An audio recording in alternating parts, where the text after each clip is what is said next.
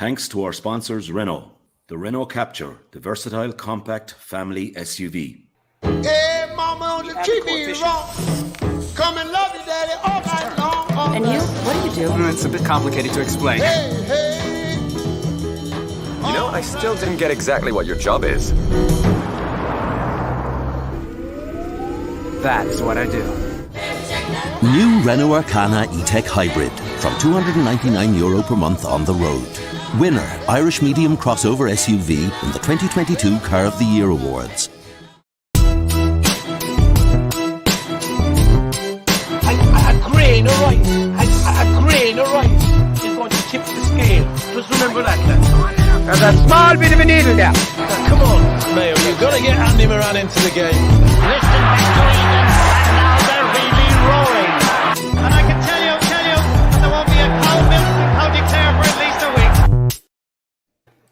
Hello everyone, you're very welcome to the Irish Examiner Gaelic Football Show in association with Renault. My name is Paul Rouse and I'm joined by the former Armagh footballer Oisín McConville, by the former Kerry footballer Bryan Sheehan and by the sports editor of the Examiner Tony Leen. We'll be looking back at all four provincial finals.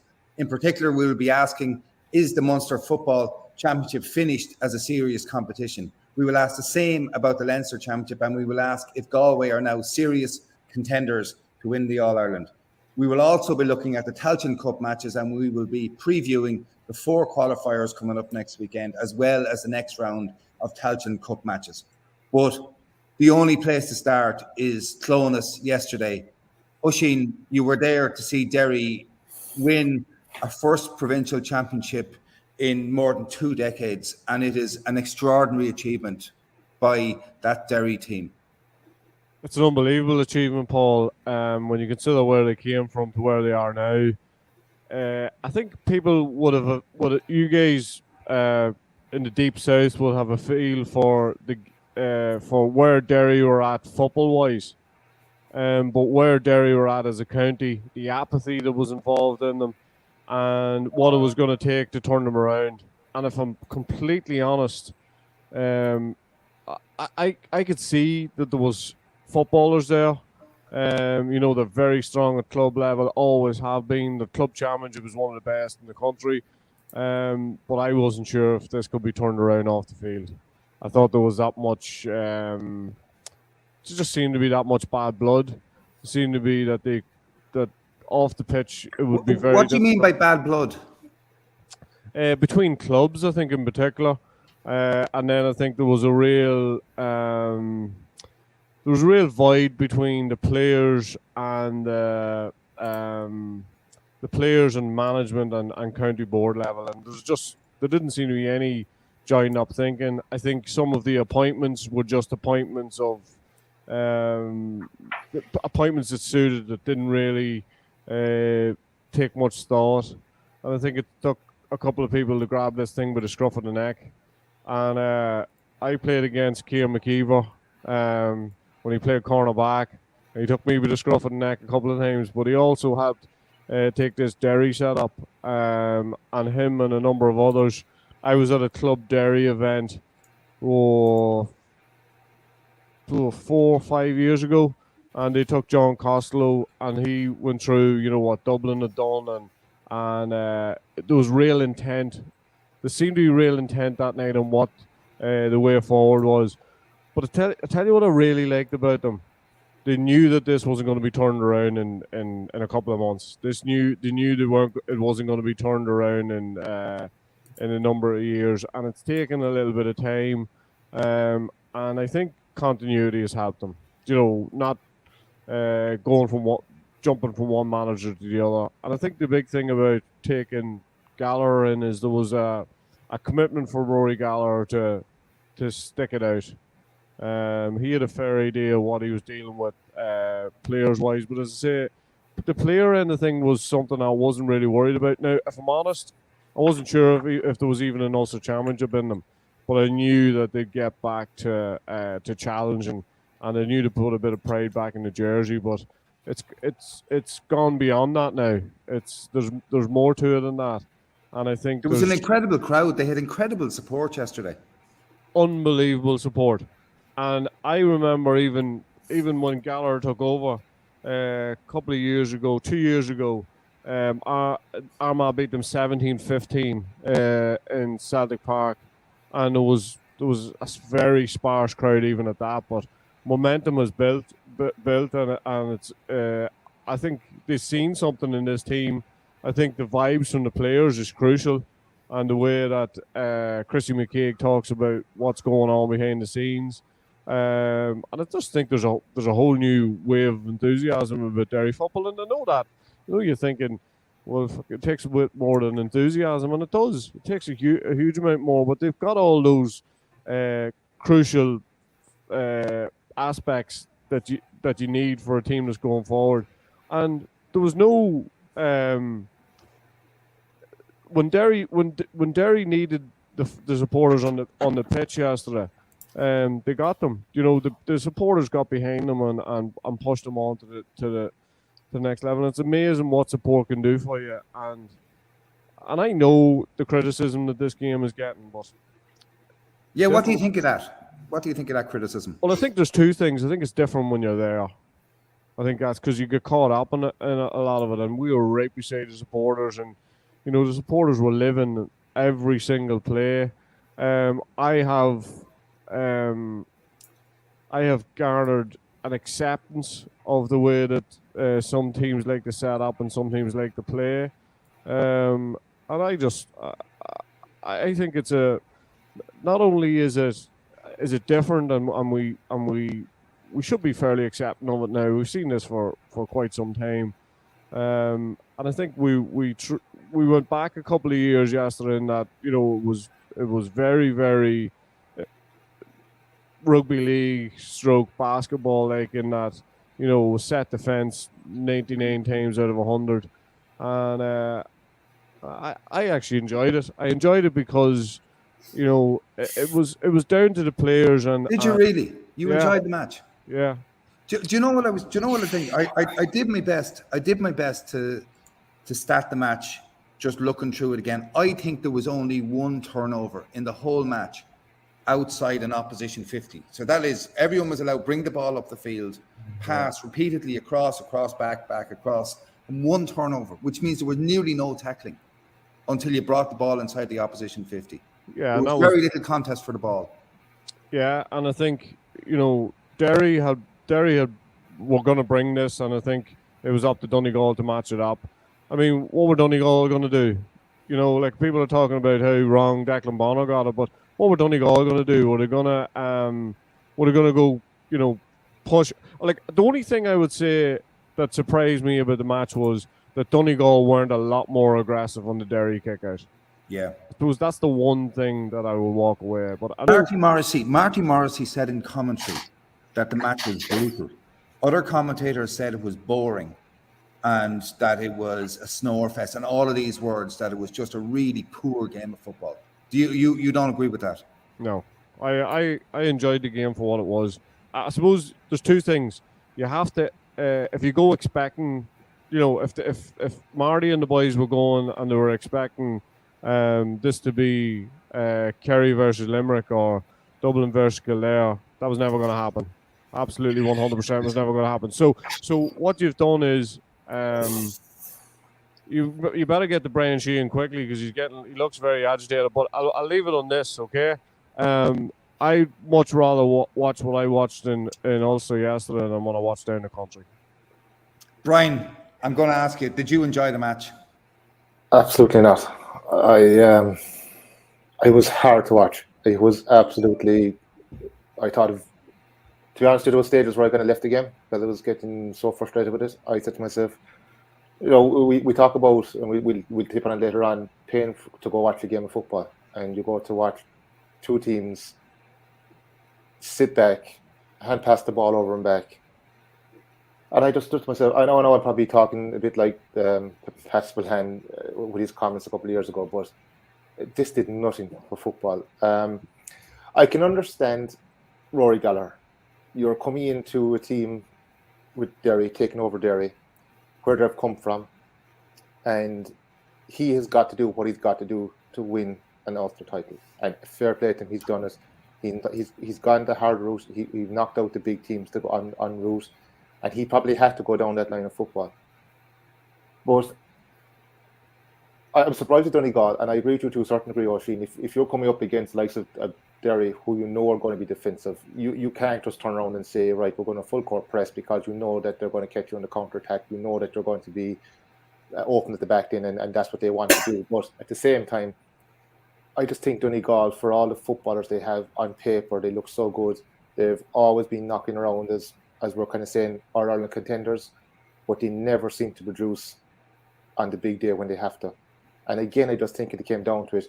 When you have the footballers that Donegal have, I just don't see why they just don't start going more direct with the ball, or at least try and start breaking a line and kicking scores from 30, 40 yards. Because when you're playing defensive teams, you have to have kickers that can kick from 30, 40 yards.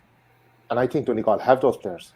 Like, you see Michael Murphy kicked a fantastic score yesterday in the second half with the outside of his boot from 45 yards. I just don't see why they don't have a couple more players and give them license to do that. Even if you do miss them, or you do kind of drop them short, you still have enough bodies between the ball and your own goal to retreat if you need to. But I'm just surprised that Donegal, they weren't a bit more aggressive of going at the game. I thought that they probably played into Derry's hands a bit too much by doing it. But look, just as football as a whole, it was a hard watch. It was a very hard watch. Very little kick passing, all hand passing.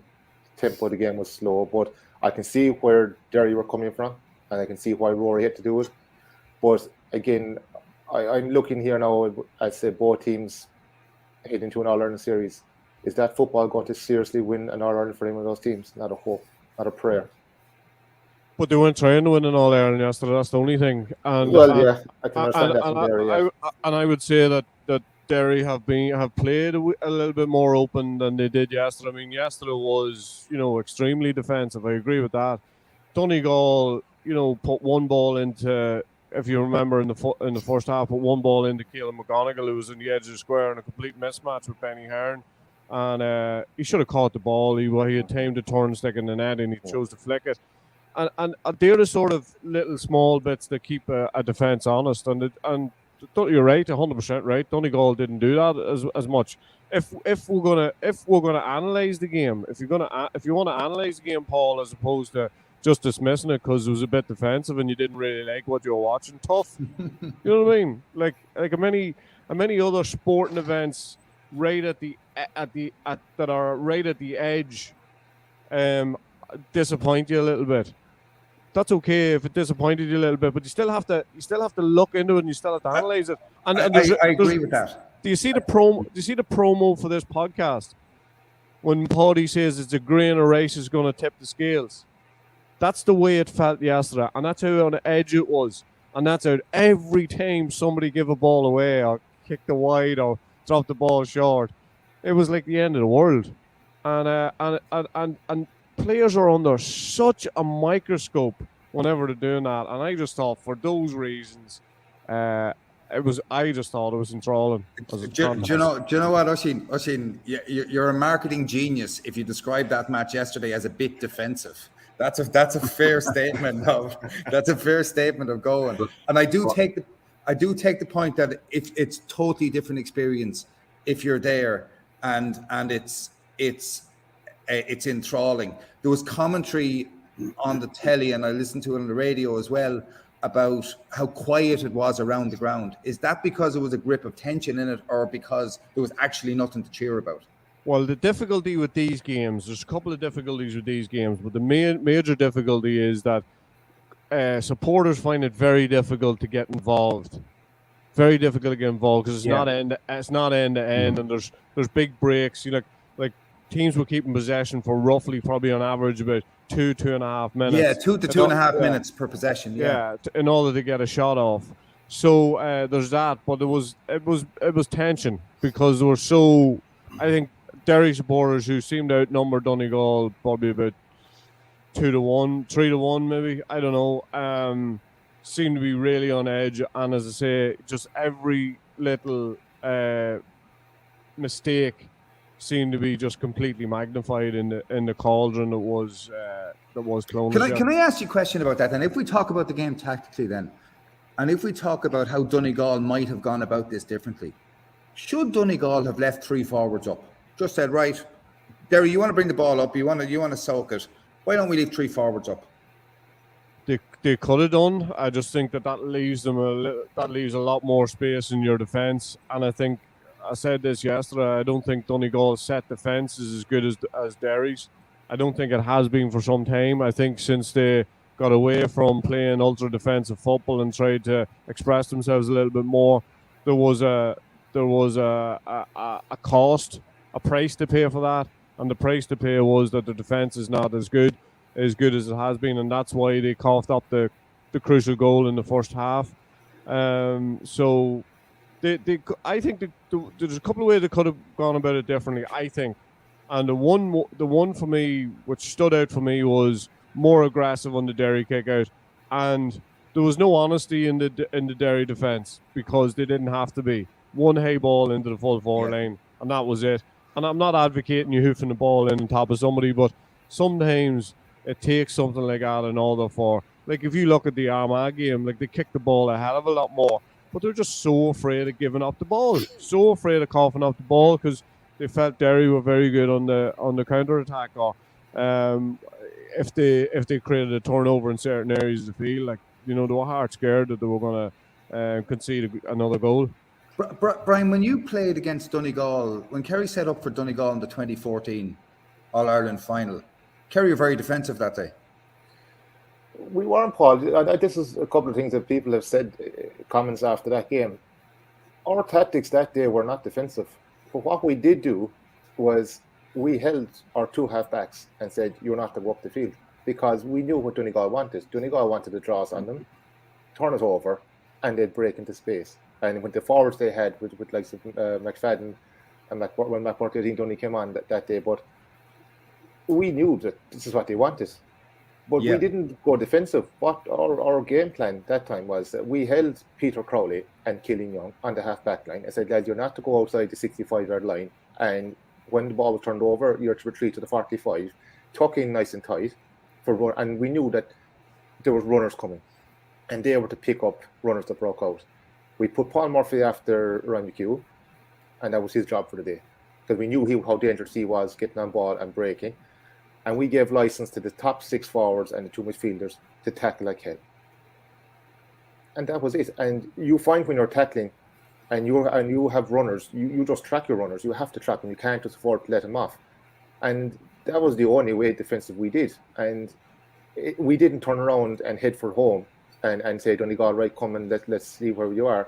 We simply just held our 2 half-backs to pick up runners, and we gave the license to the 6-8 fellas up top then to tackle like hell, and obviously track your runners. The big thing for us was not to let runners go. Do not let Rory Kavanagh come from deep. Do not let Carl Lacey come from deep. Do not let, I don't know who else was there at the time, come from deep on runs. So the key was track your runners, and we had the safety net of our 2 half-backs that if Donegal wanted to go long, that there was 2 fellas sitting in front of the Donegal forward line, that they couldn't afford to kick it early, that the ball was going to be swallowed up. And number 2, we had runners. We had 2 safety nets that if a runner escaped, they were at least being able to be picked up. So I don't buy into the fact that we went defensive. I just think we got our tactics right on the day. And we did something similar to Cork below in the Munster final as well. I think we sent to Paul Murphy after Paul Kerrigan as well.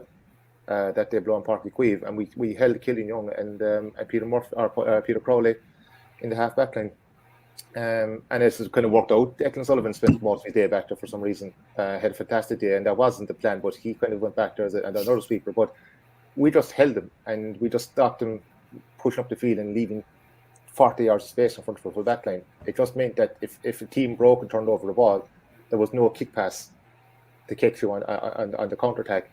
And plus, it allowed them fellas to pick up the young runners that came. But Oisín's got a smiley here now and saying, what's the difference? But it was made. We were doing a full court press from the point of view of pushing up and tackling high up the field, knowing that we had a safety net of someone to pick up a runner behind us. So am I getting this right? You weren't defensive, you just kept a lot of players back. We kept 2 players back. We kept 2 backs in the backs. We kept the 2 half-backs in the half-back position. We didn't start dropping forwards. We didn't start dropping midfielders. We kept our 2 half-backs sitting and told them there's no point. We don't need you up the field. I'm going to watch that game again. He's right, though. I think, Tony, I'm going to ask you a question in a second, but I think the issue here, though, is how many players are kept up the field, and where you meet the opposition coming with the ball, and whether you're letting a team just pass it forward in front of you. I think that's what changes the nature of the game. Tony, you were at the Munster football final. People can say what they want about the Ulster final, but in terms of spectacles, it was better than the Munster football final. Yeah, well, I mean, and that's a very interesting debate in terms of two very contrasting viewpoints between Bryan and Oisín. I mean, I'm going to shock Oisín to the point of him falling off his chair now to say that I actually buy into quite a lot of what he's saying, because like there's no cut and paste template to football or the football championship. I mean, that's that's the first thing. Everybody brings a different style. Everybody brings a different plan to win. I think what Oisín said there is absolutely correct. Rory Gallagher didn't go out yesterday to A, please people, or B, win an All-Ireland football championship. He went out yesterday to win a first provincial title for Derry in 24 years. And if I or Oisín or Bryan or anybody else is on that sideline, then you are going to play with the players, you are going to play with the plan that you think is going to get you over the line. I mean, ultimately, football and most sports, but particularly where we are in this debate, comes down to do you want to score more, or do you want to concede less than the opposition? And if you're down in Kerry, you go out with a plan to score more than the opposition. If you're Rory Gallagher this weekend, you're probably going with a plan of we're going to concede less. I mean, the basketball comparison is very apt. I don't know which one of the lads actually introduced it there, but in terms of his own defense, that is exactly what you were looking at yesterday, except you're multiplying 5 players by 3 and you're talking about a 15-man zone defense. And you're right, aesthetically, it doesn't look the best. It's not something, as you say, that you'd sit down engrossed in for 70 minutes, but there is, well, certainly for the likes of myself, there is a fascination there in terms of how Derry go about it and how Donegal tried to break it. And ultimately, Derry didn't do that. Just before we move on to Munster, Paul, one question which I don't know the background. I know Kieran Thompson, Oisín didn't start, came on very late in the day, kicked to score, and he's obviously, anytime I've seen Kieran Thompson, he's very renowned for his ability to score. Now, if you're, again, going back to our basketball analogy, if you're actually playing against a zone defense, I mean, what you are relying on is your 3-point shooters. And you bring that into football, you are relying on your point scorers from outside the arc. You mentioned Michael Murphy, Bryan. I would have thought Kieran Thompson was one of those. Absolutely. Proved it when he came on, kicked a good score. I'm just wondering, A, was he injured, Oisín, or B, why wasn't he actually introduced earlier? Yeah, no, we questioned that yesterday, Tony, and we got no information that he was injured, so we just presumed it was a tactical switch. And I thought Mogan definitely should have started. I was okay with Thompson maybe not playing, but I definitely thought shortly after half time they'd probably bring him on.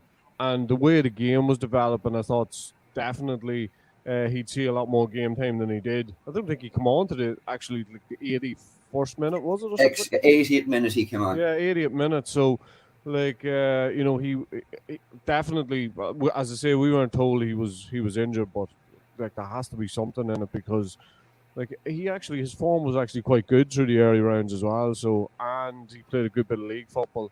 In fact, he was never present, I think, during the league. So I'm not 100% sure, but it seemed like a strange one, because, as you say, that's exactly what they needed. Even you look at the Emmett Bradley, even just the score that he kicked and the general influence he had on the game, and I would say that they are very like for like, both of those guys.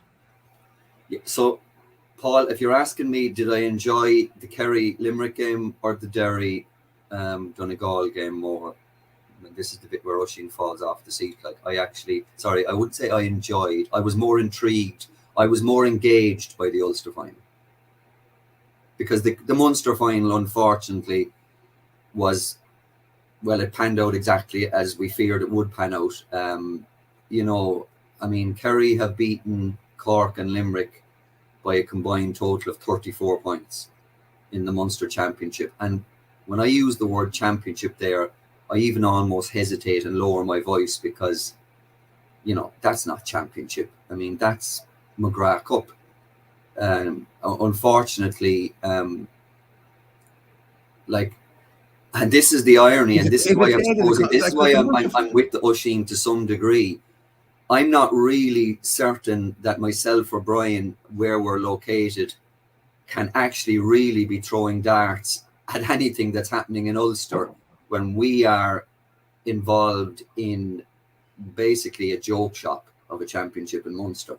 And it's not going to get any better anytime soon. And I mean, I did a piece the weekend and I said, if the best case that people can make for the Munster Championship, and particularly people in Cork, is, oh, well, you know, we caught you in 2020, and you know that they'll rise up and bite Kerry and catch Kerry once every 5 or 6 or 10 years, then that's really even making a more eloquent case for a change in format for me. Kerry are in a football championship with 5 other counties who prioritise hurling. Isn't that the bottom line? Correct. And those 5 hurling counties, if we call a spade here, have no regard for Kerry hurling. Because if they had regard for Kerry hurling, they wouldn't be making the Kerry hurlers play a qualifier if they win the Joe McDonagh next week. So that's where Munster stands as a provincial council, and it's a bankrupt championship. Is that fair, Tony? Yeah. Unfortunately, you've just made my argument for me, and you even drafted in nicely the way that the Kerry hurlers are treated. So, absolutely, yeah. I mean, you know, that's a debate for another forum in terms of where the Kerry hurlers are at and what they have to do and the efforts that are being made. But I would argue, and I can't state it as fact, obviously, because I don't know what goes on promotion-wise in the other counties. I do certainly know, and Bryan will support this, that there is a big effort being made for hurling in Kerry. And they're getting closer, and and they need things incentivised. I'm just wondering in terms of Munster football. I mean, you know, watching the tip footballers being bet by Carlow yesterday in the Tailteann Cup was not good, not good at all. So there is no future. There is no future in the Munster Football Championship. So Bryan, when do you think Kerry will next be beaten? You've got to look at alternatives, and that, Paul, was my frustration that you and I discussed about yesterday, for the fact that 6 months ago, 7 months ago, whatever it was, there was a glorious opportunity for Munster to do something about this. And nobody, by the way, can be looking at other counties and said, oh, well, we were only 6 counties. The vote went against us. Kerry voted against the shall we call it, what, I don't know what colour option. I think they tried to make it the red option in the end, but it was the one of having a spring provincial series and turning the league into the summer championship. Kerry voted against that. So Kerry aren't in any position, by the way, to be bitching about this morning either. Yeah, those were the colour-coded ones, where the subliminal message of red, we're not going to vote for the red one. We might vote for the green one. How do you do this? Bryan, when will Kerry next be beaten in the Munster Football Championship? God knows, because to be honest with you, and I don't, this isn't mean to be disrespectful to any of the other county players or inter-county players that are out there, but you could probably put the pick of Munster against Kerry, and I don't think they'd beat them for the next while, because as Tony just said, it's not looking good. Like, even when we're looking up, when I was going through in the mid-noughties, you had a fantastic Cork side. I think Cork had only lost to Kerry, or Cork had only been beaten by one other county team in 5 years, and that was Kerry. Either Munster final, Munster semi-final, All-Ireland semi-final, final. But that was very good for Kerry, because we were battle hard and got into an All-Ireland quarter-final, All-Ireland semi-final. Clare came, in fairness to Clare, they're inside Division 2, slugging away, but at the same time, they came to Clarny a couple of years ago and Kerry put up 30 points in them. And as Tony just said there's no incentive being made by anywhere in the Munster Council to help football in Munster. And as you say, it's predominantly hurling. The hurling championship is off the walls, because you could pick out of a hat who could win it. And I think they're happy enough for that. But football, it's done. And it's fine for me. And, you know, even when you were a player, you had to give it respect. You had to give it, because you knew you were coming up against other teams. And look, we got a couple of frights. We went up to Ennis, and I think we got a bad fright in 2014. I think we kicked down with 10-15 minutes to go. I think we got a couple of scores to pull away and won by 4 or 5 points in the end. I think we played above in Thurles another year, and again, similar circumstances. The last maybe 10 minutes before we seem to put on a few points now, and that does happen. But over the last 4 or 5 years, the gap has just got wider and wider. And you see where Tipperary are down to Division 4, losing to Carlow. You see Limerick have made strides, yes, but you see the difference from where Limerick are compared to where Kerry are. You know, are Limerick going to stay in Division 2 next year? I really just don't think they are. You know, Clare have been fighting up there in Division 2, but again, when it comes down to this, they're just not going to put a hand on Kerry, and unfortunately, that's just the difference in golf there is in Munster. And is it good, any good to anyone? I don't think it is. It's definitely not good to Kerry, because Kerry are going to Crow Park in they have a quarter final in a couple of weeks' time, and they don't know where they stand. In the last competitive game Kerry have played, it's a league game. I think probably Tyrone side in Killarney or possibly Mayo side in Tralee in a bad night. That's Kerry hadn't a clue where they're at the moment. I take some crumb of comfort, Paul, if I was hearing Munster GA officials jumping up and down, you know, saying, listen, we need something better. But unfortunately, the Munster Hurling Championship is the fig leaf that they can use to make sure that, you know, I mean, ultimately, you individualised it there a while ago, Paul, with the counties. But if you want to actually broaden it out, Munster is a hurling province. And unfortunately, that serves Kerry very, very poorly, you know, once they actually get outside the province. But, Tony, the same problem is in Leinster.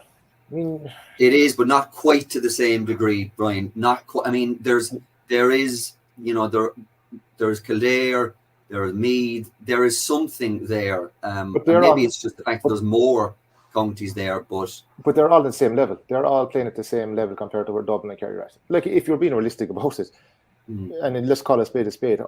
Every year when you go to say who's going to win the All-Ireland, you will probably come up with 4 teams.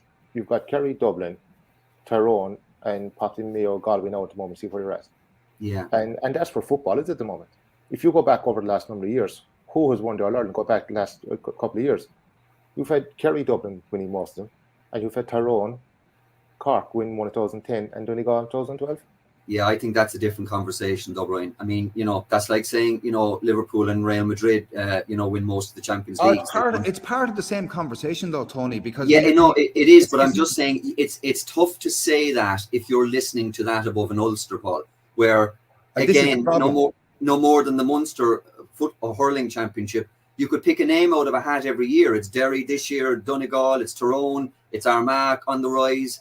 I mean, there is a lot of vibrancy in the Ulster Football Championship.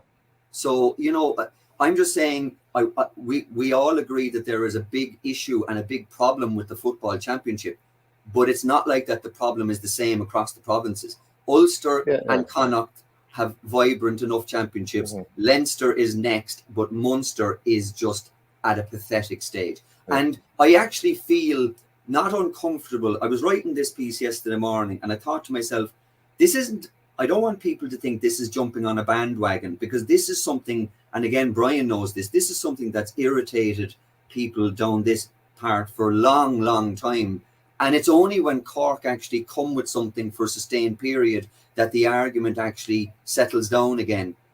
I just have this view that Munster football is dying and the championship is dead, and there's nobody actually jumping up and down in the province and saying, what are we going to do about it? And you would expect Kerry to take the lead in that regard, and that's what disappointed me so much for the way they voted at Special Congress.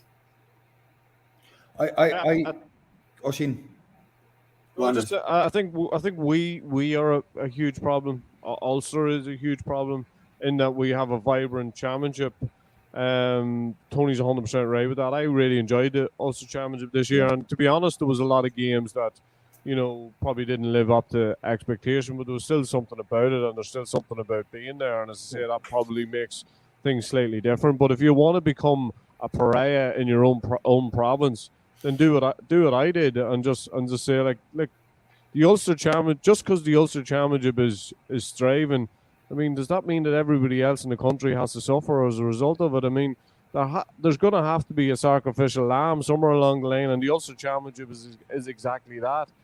And I think if we want proper change and we want to really change things I would have said we have to be more progressive. We have to be more direct in what our expectations are. If we don't change the provincial championships, if we continue on with the provincial championships in the current gaze, then the whole championship is destined. We're going to have weekends like we had at the weekend, and I think, as I say, even coming down to getting a nice parking spot at an Ulster Championship, if you want to give out about the Ulster Championship, that's not a good way of doing it. But the thing about Ulster, and then in comparison to the rest of the country, it's just not comparable. And unfortunately, as I say, something is going to have to give, and I think that's the one thing that's going to have to give. We'll go back to Tony's point, about Kerry voting against it, and then you talk about,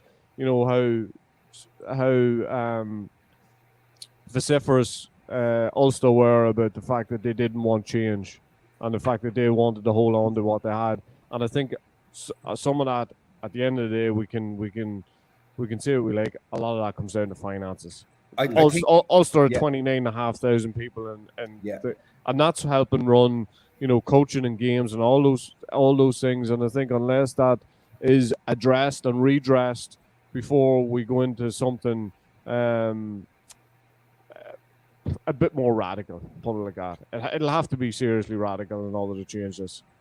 I think there's one team in Munster, there's one team in Leinster, there are 3 teams who can win the Connacht Championship, and probably 5, arguably 6 on a given day who can win in Ulster, and that's the difference between a competitive championship and other issues. Brian, I want to ask you though, if you were true on goal in the second half or even in the first half yesterday against Limerick, and you had a chance of sticking a goal, would you have fisted the ball over the bar? No. Definitely not. No, like me,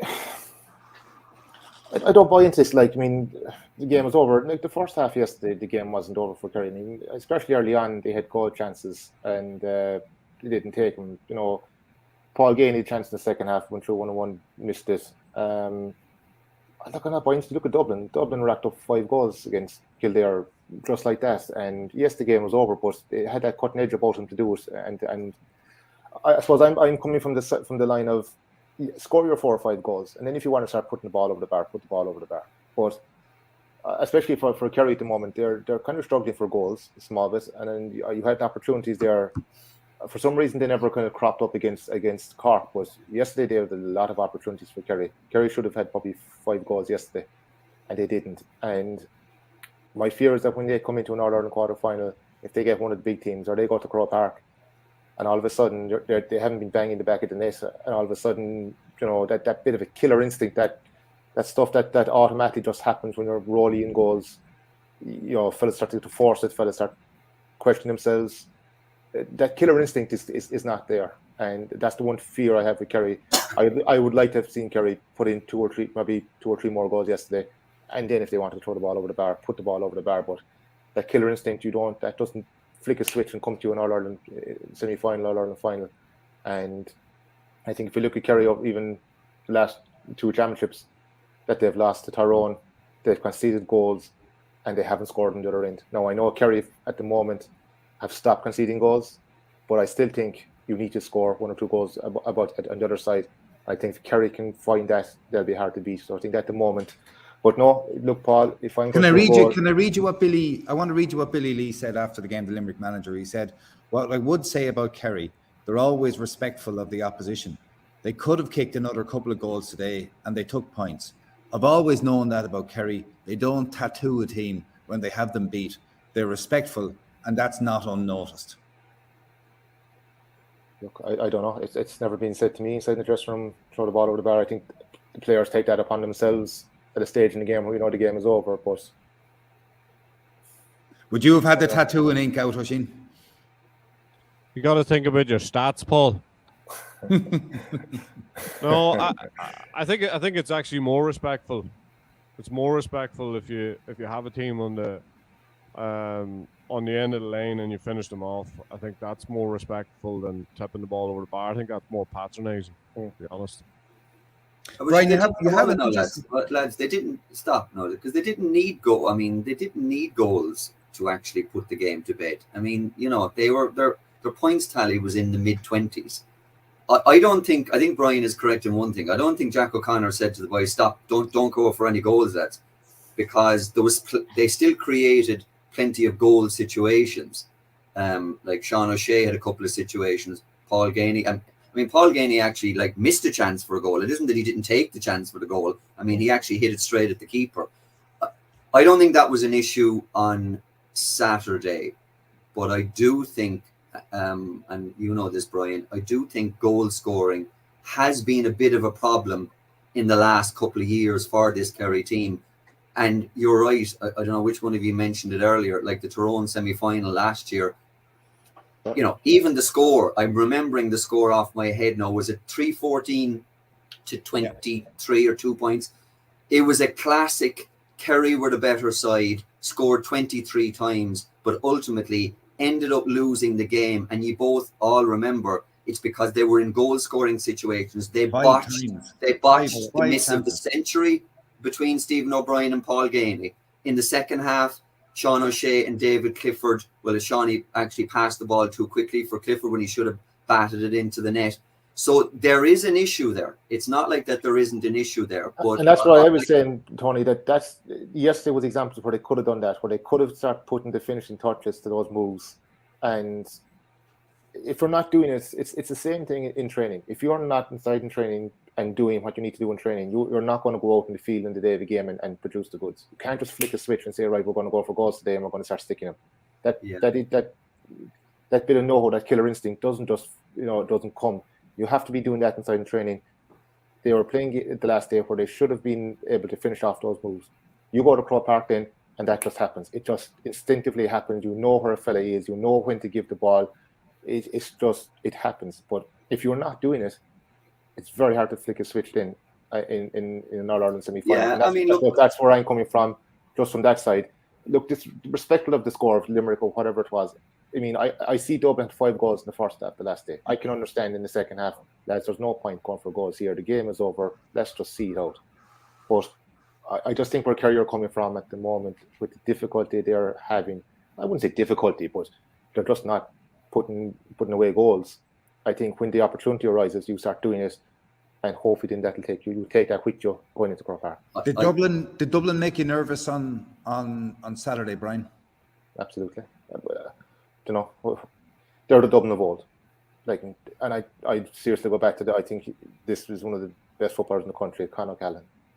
Like, he was the focal point for Dublin. He was playing deep in front of the goal. The D was open in front of him. We'll go back to the issue about Kildare, how naive they were. But for me, he was everything about him. He was sharp. He was winning ball. He was slipping players in. Players were running off him. For me, they really looked like the Dublin of old. And I think Dublin looked angry yesterday or on Saturday evening. I think there was a case of the narrative that was out there about them being written off so quickly. I think they just looked like a team that were angry. Especially in the first half, they had a point to prove. They looked like the Dublin of old to me. They were quick, they were aggressive, they were that killer instinct they had again. And I suppose that killer instinct we're talking about, there was a couple of goal chances and they just stuck them and they put Kildare over the side straight away. And you know, I know the last time we spoke here, Paul, when we were talking about our Ireland contenders after the league, I think Oisín, myself, didn't pick Dublin, and you kind of threw it in there that no one has picked Dublin. And I think that's probably going off the form. Them, Brian. You did, I think you did, Paul. But I think, look, that's probably going off form. But yeah. I mean, look, we weren't writing off Dublin, and I certainly wasn't writing off Dublin. But I couldn't see the form that they were having in the league. But the turnaround they've had since then, and I think the big thing is they've kept players back. So I know Daisy was trying to load a few players. He was trying to find a few players in the league. But at the end of the day, he's got his main players back. Connor's back. James McCarthy is back. Murchlan was back again in the full back line yesterday or the weekend. Yeah, you know, his decisive runs up the field, ball carrying. You know, Cormac Costello was back. There were big players that were missing during the league, and you know, I suppose they just didn't have them. And I suppose what they were bringing off the bench wasn't quite good enough. Look, they were off the pace. I think they were kind of, I don't know what kind of training was going on and what way they were. They weren't at the pitch for the league, but whatever they did between the league and championship, they're back up there again. And look, you couldn't write them off. You have to be impressed with them, and they're going to take a hell of a team to beat them. I was saying, Brian, that I met a couple of Dublin players a couple of weeks ago, and they looked incredibly fit this year compared to seeing those same players the previous year. They look sharp. They look. And Oisín, the word that Eamon Fitzmaurice used in co-commentary on Saturday was urgency. They have an urgency about them again.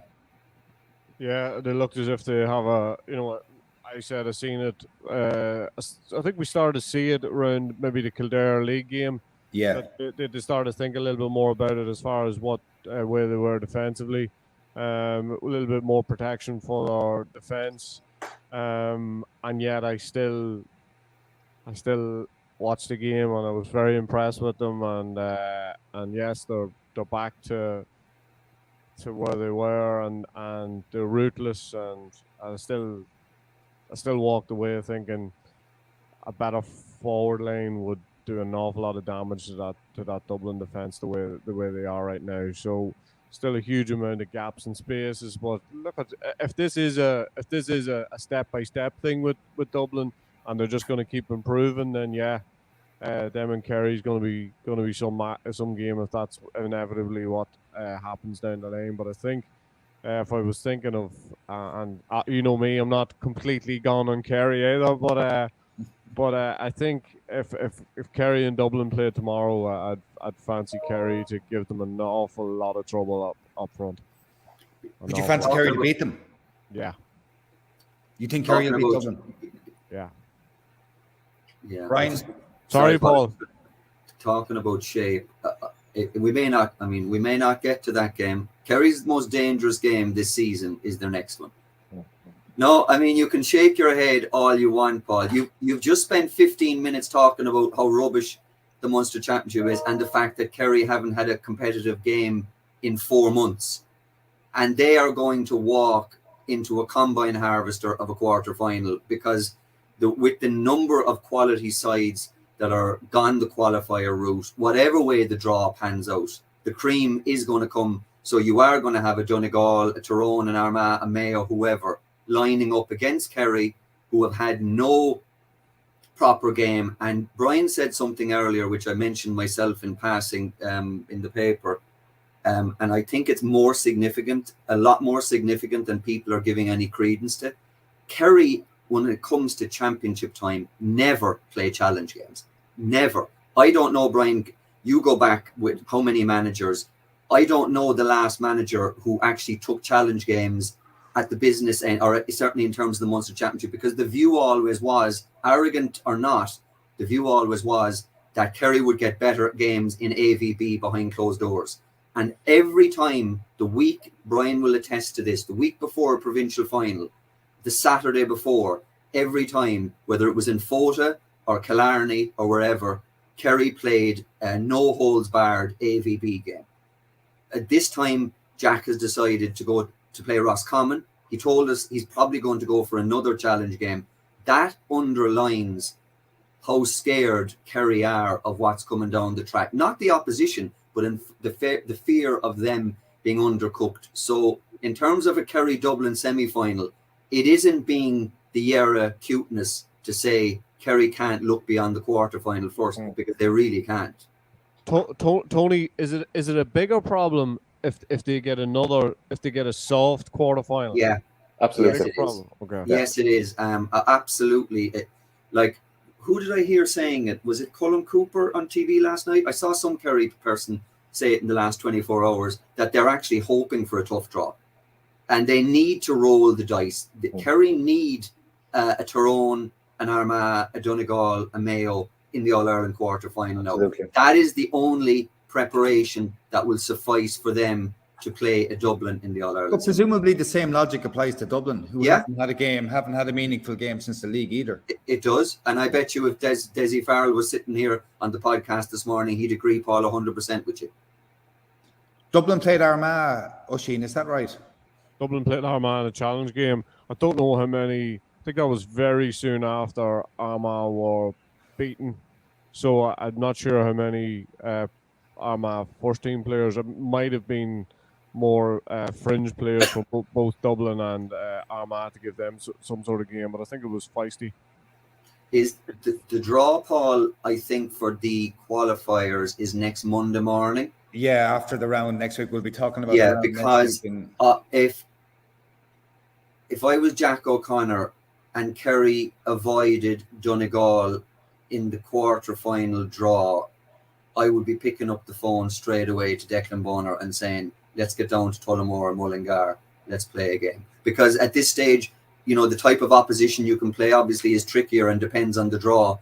But I do not think Kerry can go into an All-Ireland quarter-final without having their pulse tested. Well, as you said, Tony, Jack even said this in the interview after the game. He's going to be looking for another challenge game, and they have to, because, you know, it was the one thing I think when we were coming around to this Super 8s about voting whether we go for it or not.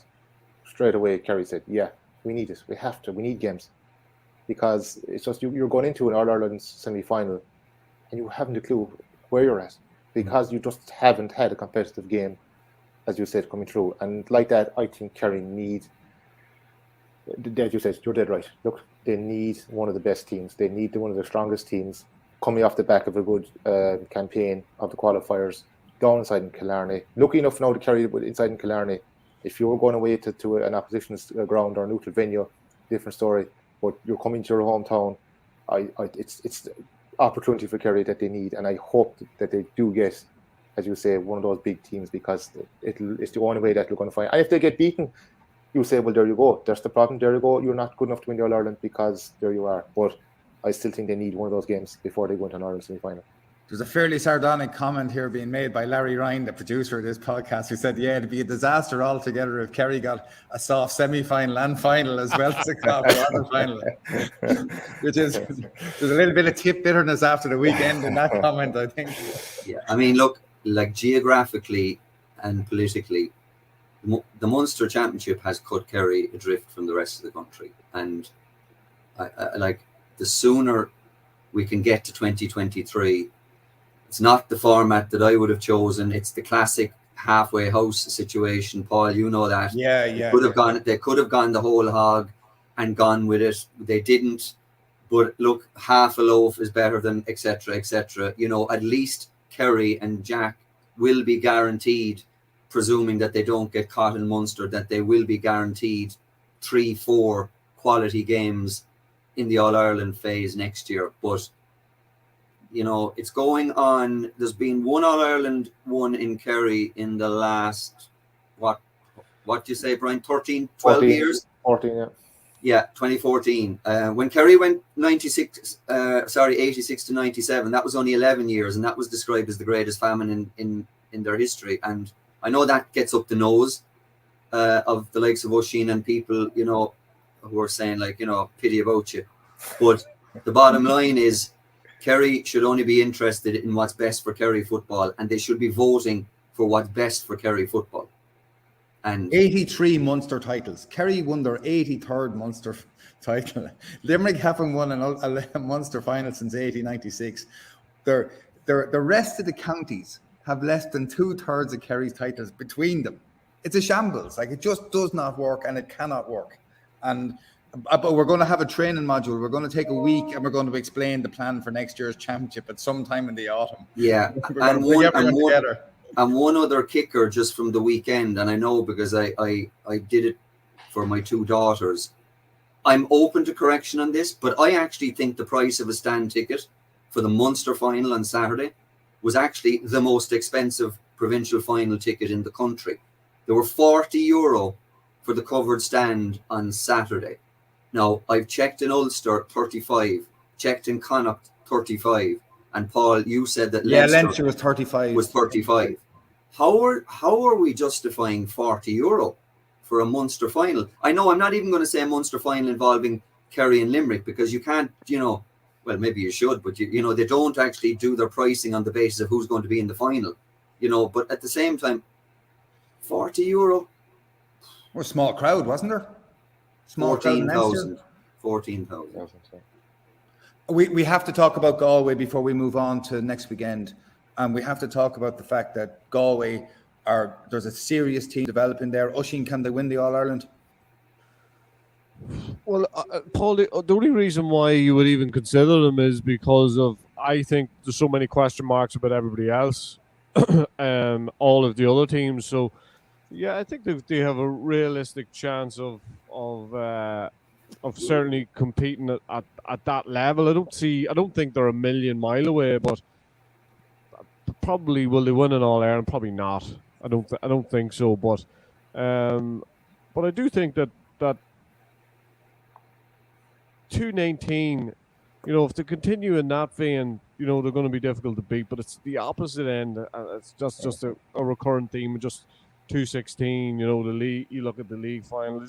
They just leak a hell of a lot of scores. And I suppose the only thing that would keep me thinking that there's a great opportunity for Galway in this championship is that when I seen them play against Derry, they sort of got the mix almost right. I think they scored 4-10, 4-11 against Derry that day and only conceded 12 points. And I thought the mix looked pretty good, but they don't seem to have been able to recreate that mix since. There's still question marks about them, but that was a brilliant victory. I actually fancy Roscommon to win that game, to be honest. I haven't seen what I've seen in the Division 2 league final, and how both teams matched up against each other. So I think it was a brilliant win, and I think Galway have made strides. And I think for Pádraig Joyce, that was a big monkey off his back. But can they win an All Ireland? Realistically, probably not. Yeah, are you impressed, Brian? I was. I agree 100% with Oisín, to be honest with you. If you look at the firepower they have up front, it's always frightening. You see Shane Walsh, he's just electric. What the man can't do: kick off left, kick off right, pace, unbelievable sidestep, and kick freeze with the left, with the right. They have those key forwards. Robert Ferranti yesterday kicked 5 points in play. Comer kicked 3 points in play. Those fellas are a handful on any given day for no matter who you're playing. But as Oisín said, they've conceded 2-16. They conceded a hell of a lot against Roscommon in the league final. Now, I think, obviously, the league final, I think, is where they learned their lesson. Roscommon just ran through them. They were trying to get this defensive system in place, and it wasn't quite working for them, and Roscommon ran through them. I think they learned their lessons in the Roscommon league final. They went away to Mayo and brought this system into play. And I suppose it's a bit like Rory Gallagher when it comes to Pádraig Joyce. Pressure was kind of mounting on Pádraig. He hadn't won a kind of title. I think he had to do what he had to do to win it. And I think he had to kind of scrap his game plan of his attacking football and revert to a bit more of defensive system. But I think he, as Oisín alluded to, he just hasn't got it quite right yet. And I suppose that's the worry I have for them, is that if they come up against a proper team in the likes of a Dublin or a Kerry, or if they come up against even a Donegal side who have good forwards that can seriously hurt them and kick scores, I think they'll be fun wanting. But look, they have a fantastic opportunity on the side of the road they're coming in from.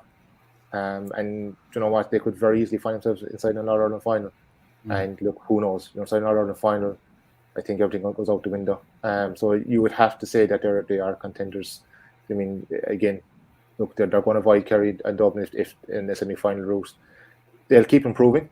You'd like to think they'll keep improving, and they'll probably watch back on this game and realise that how defensive they were. Like, I think there was a clip even on the Sunday game last night where they showed Galway with 15 men behind the ball, and we're giving out here about Donegal and Derry, but I suppose it's how quick they transition and how quick they can get back up the field, and I think they really do have serious firepower on the other side.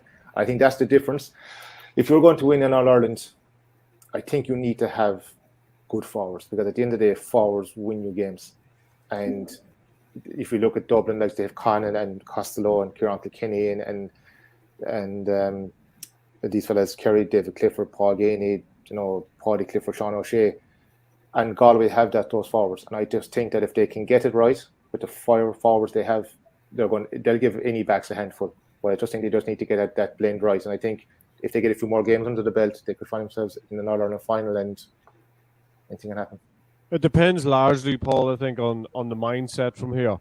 you know, what were the aspirations at the start of the year, and Yeah. is there real intent now on going and trying to challenge for an All Ireland, or is in the back of their mind, or are they happy enough with what they have? So I think the next couple of days, as far as their mindset, will determine a lot. I have a little bit of knowledge of, I would know John Dibley from time in UCD, and I will tell you straight out, the idea that those guys are happy with a provincial championship, I just couldn't see it. But it's the players. It's the Yeah, players. but the tone will be set by Joyce and Dibley, and there is no way, and the Galway mentality, the Galway will not be afraid of coming up here. Well, then anything's possible if that's the case. To finish this week, what we're going to do is we're going to go through the 4 qualifier matches and the 4 Tailteann Cup matches in quick order. I'm just going to go around you match by match and ask you who you think could be winning. So we'll start with the qualifiers. Oisín, Mayo versus Monaghan. Monaghan. Why is that? I just look at the matchups, I look at the injury list that Mayo have, and I think this is absolutely Monaghan territory all over. I just think, as I say, the matchups. I don't think they'll be able to handle. I don't think Mayo will be able to handle McCarran and McManus. I think McManus and McCarran will love the wide open spaces that Mayo will offer them, and they just have too much quality, I think. And Monaghan have a few guys that haven't got a lot of game time that I would know from managing them at club level, and I think it would be interesting to see how those guys are thrown into the championship possibly next weekend. So I think that's why I think Monaghan is just completely set up for them. Brian? I'd probably go Oisín. I think Monaghan could well do it. I just think Mayo are just probably lacking again a bit of firepower up front to beat them. I think Monaghan will set up very solid at the back, and like that, I think Mayo will just kind of struggle to get scores. So, like Oisín, I think I'm going to go with Monaghan. Tony? This is the Donny Buckley derby. Obviously, he'll bring Monaghan and he'll bring a lot of knowledge in terms of what Mayo do. I'm going the other way. I know it's in Castlebar, and that isn't the only thing. I think Mayo will win. Armagh against Tyrone. Oisín, nervous?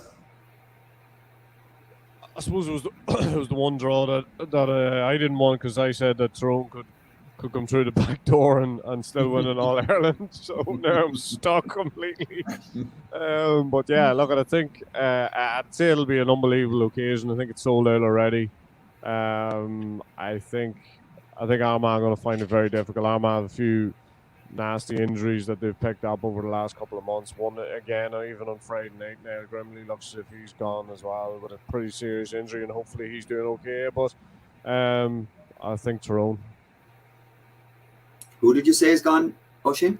Niall Grimley. Oh, Niall Grimley. That's like Pravda. Are you? Is that a public service announcement on behalf of the Armagh team? I just think Tyrone might have the edge, but I hope. I don't want to turn into Kevin Keegan, but I hope I'm wrong. Yeah. Are you looking forward to it? Yeah, I can't wait for it, because I think two teams who are trying to get something, find something in their season, and like Armagh started the league so well. I don't think Tyrone have hit any sort of heights, but I think the 5 weeks that the teams have had will be majorly beneficial. But you've kind of softened a lot, though, because I see you now with Nicky Hart and Peter Canavan and that, and you're all great friends now. It's all, the edge is gone, is it? My edge isn't gone, theirs is. Really? Brian, Armagh or Tyrone? It's going to come down to a toss of a coin. I was looking at this morning and thinking, who would you fancy? These kind of games, it reminds me of Kerry Cork years ago, gone by in the mid-noughties, when we kept coming up against each other, and someone said to me that Kerry and Cork would go into a dark room, turn off the lights, and we'd still know what each other is doing. We still know each other that well. We know what the game plan is. We know what's going on. Yeah. And I have the same kind of just feeling with Armagh and Tyrone. They're above their They know each other so well. They know each other inside out. And it's just one of those games, I think, that can go either way. But I'd probably just go for Tyrone from the fact, look, they're Ireland champions. Look, I think the game against Derry, they just didn't go right from under the day. I think they'll probably learn more from that than anything else. But I wouldn't be surprised if Armagh did win it. But at the moment, if I'd put my hat on the line, I'd probably have to pick Tyrone. Tony? Well, if Armagh were genuinely at full strength and they weren't missing, all the players that Oisín says they're missing, I'd give them an absolute great chance, because I do think that Tyrone are vulnerable. I could be misreading the situation completely there, but on the basis of what Oisín is saying, I'm going for Tyrone. Loud against Cork, Oisín. I'm going to go Loud. I think I was impressed. I was impressed with lots of what Cork have done and what they did last day. But I just think there's something about Louth. I think they have exceptional forwards. They're very good in the middle, and there's definitely still a question mark on how they are defensively, even how they are set up, how quick they are to get players back. But I'm going to go Louth to sneak it. Okay, Brian.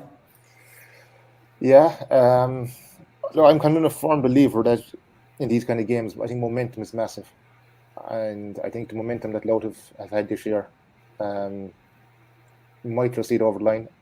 Cork, though, at home, blowing Páirc Uí Chaoimh.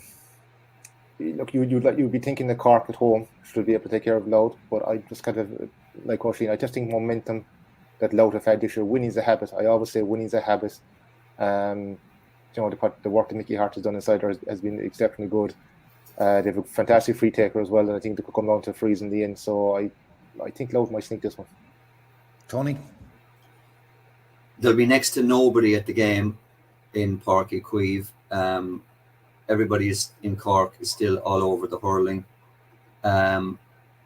Ironically, given the debate we had over the last month about venues in Cork, I think this was a big mistake by the Cork County Board. I think they should have played this game in Páirc Uí Chaoimh. I think there's no upside to playing the game in Páirc Uí Chaoimh other than the Cork County Board coming up and saying, look, lads, Ed Sheeran is gone. We actually have our stadium back and we're going to play it there. I think it's short-sighted. I think if Cork played in Páirc Uí Chaoimh again, I'd actually fancy them to win it. They actually could save their season, Paul, by winning just one game. That just, by the way, shows that's some indictment to Cork football for me to say that their season could be saved by beating Louth at home. But that's where they're at right now. I think if the game was in Páirc Uí Chaoimh, I'd fancy Cork 100%. I think when it's in Páirc Uí Chaoimh, I give Louth a big shout. Great shout. I think could totally agree with the fact that they should have doubled down on Páirc Uí Chaoimh again. Yeah, it's funny enough, if Cork or Louth could end up with, for example, Limerick in the next round with a chance to get to an All Ireland quarter final, that's not a bad prize in all that. And Limerick, of course, would look at it equally, saying, well, I wouldn't mind either Louth or Cork or Oisín. They wouldn't mind the winners of Clare and Meath in the next round either. Who'll win that match? I just think Clare, two things. They're at home, and I think the other thing is to be smartened from the fact that when not a lot of people would have. I actually listened to the game on Clare FM, the game with Clare and Limerick, and they'd be hugely disappointed. And I think they are a team that can rally the troops, and I think the fact that they're at home, Meath feel to me like a team, and I could be completely wrong, feel like a team that are begging for the season to end almost. But I think I'll just go Clare, just to edge it. Brian? I'm going to go Clare as well. I think Clare back in Enniston, they're a hard outfit back there, whatever it is. Every time we've gone back there over the last couple of years, they'll give you a game. Now I know their leader in Gary Brennan has now stepped down, and he was, he carried the fight every time that you played Clare, and he's a massive loss to them. But I still think Clare at home, they just seem to put in a big game back there. They're just hard to beat at home, and Meath, I just think they're so inconsistent. What they're at. I think it depends on what Meath throw up, but as Oisín says there, I think they're kind of themselves know that they're waiting for the season to come to an end. It's only a matter of when. But I just think they're too inconsistent. You don't know what meat is going to show up next weekend. So for that reason, I think I'll go with Clare. Tony?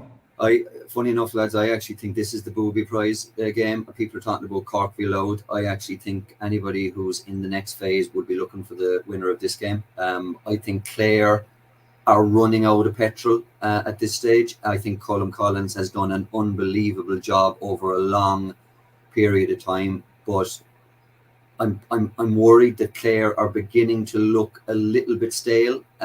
Meath are up and down all over the shop, but they did beat Clare 10-9 in the league game down in Ennis this year. I'll go against the grain here. I actually think Meath will win this game. Okay, so the last 4 games we look at are from the Tailteann Cup quarterfinals. Oisín, Leitrim against Sligo. I actually thought Leitrim were very impressive at the weekend. Sligo, struggle with London. Leitrim by 2. Bryan?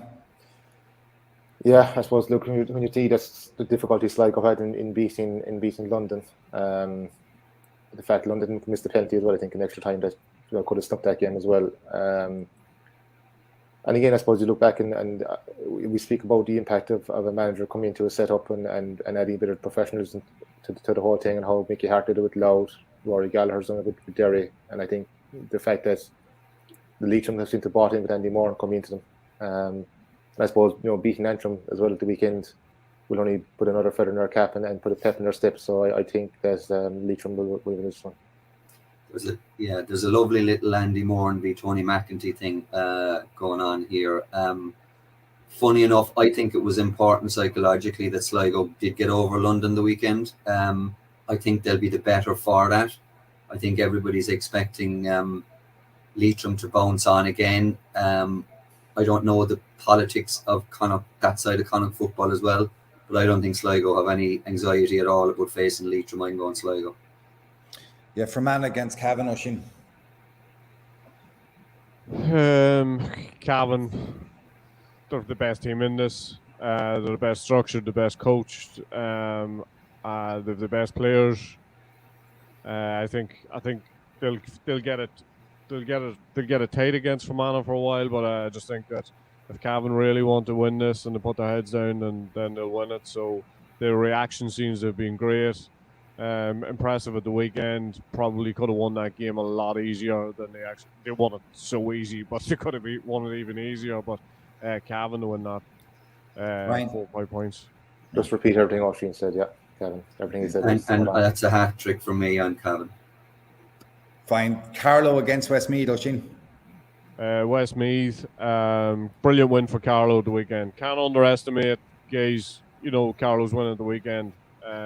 Huge, considering the league they had. Beaten by 11 points by Tip in the league.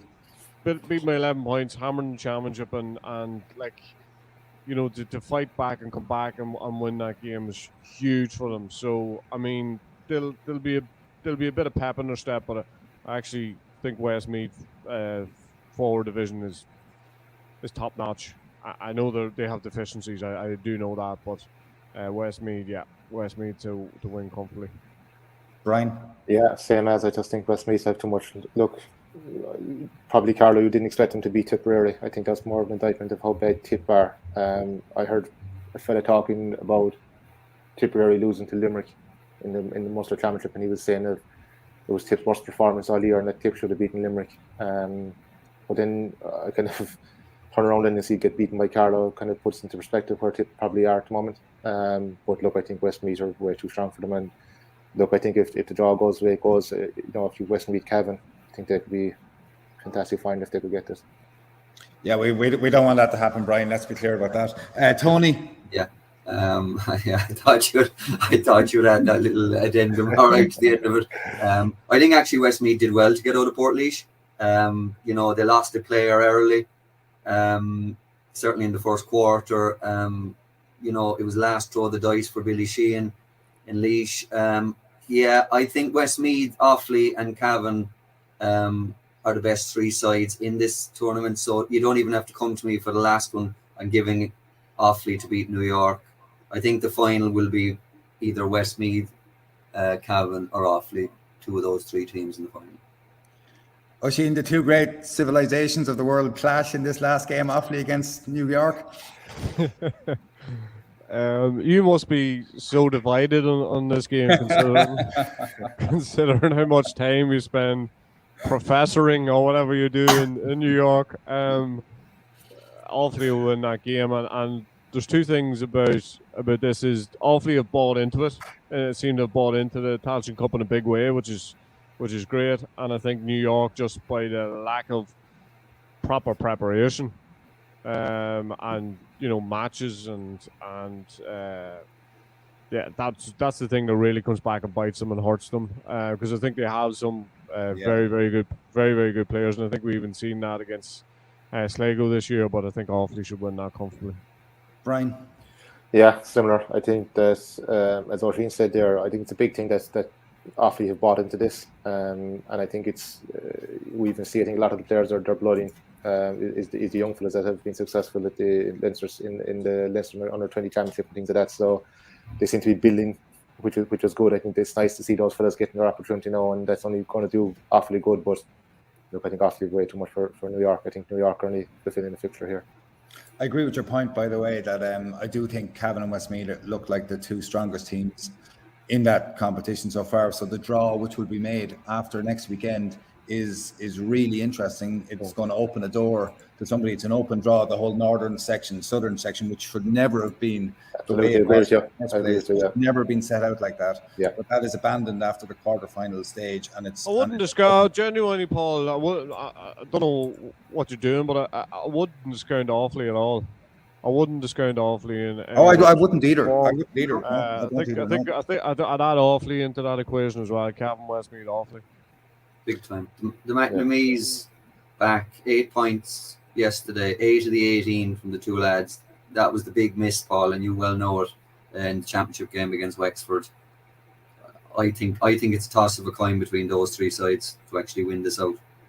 Yeah, I agree. Rory McNamee is the most underrated footballer. He's an excellent footballer. And Niall McNamee, it's basically 19 years of senior inter-county football. He is in outstanding shape, and he is playing brilliantly at full forward. And he's a threat to any team. One other shout, Oisín, sorry, just to finish on, Paul, and I'd like your tuppence worth on this. Tomás O'Shea's influence in Offaly, I hear that the players love him.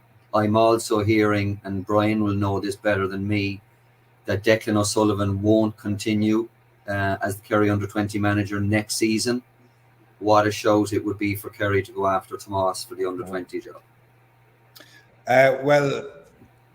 So I'll go to the first part of that first. Yeah, Tomás O'Shea, for every single one of the players who I've spoken to, have huge respect for him. They really admire him. He's totally bought in. He's brought a huge amount to a very young group of players who are developing and finding their way. He's hugely respected. And in fairness, why wouldn't he be?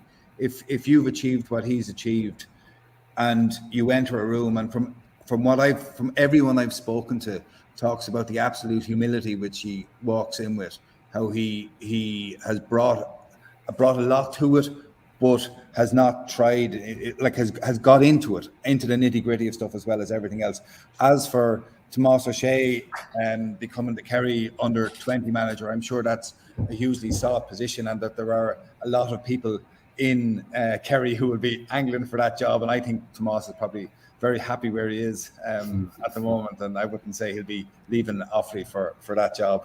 I think we'll finish on that. And I'll say thank you to Larry Ryan for running this podcast, to Raf Rocca, to Jack Neville, and to everyone at Examiner Sport for all their help, to Trevor Kelly for his help during the week, to Renault for their support. A huge thanks to Oisín McConville, and especially to Bryan Sheehan and to Tony Leen for joining us today. Beimid Harnash Galua, Gamila Malgrave Slán. Hey, mama, don't treat me wrong. Come and love you, daddy, all night long. And you? What do you do? It's a bit complicated to explain. Hey. You know, I still didn't get exactly what your job is. That's what I do. New Renault Arcana E-Tech Hybrid from €299 per month on the road. Winner, Irish Medium Crossover SUV in the 2022 Car of the Year Awards. A grain of rice, a grain of rice is going to tip the scale. Just remember that, lads. There's a small bit of a needle there. Come on, Mayo, you've got to get Andy Moran into the game. Listen, victory.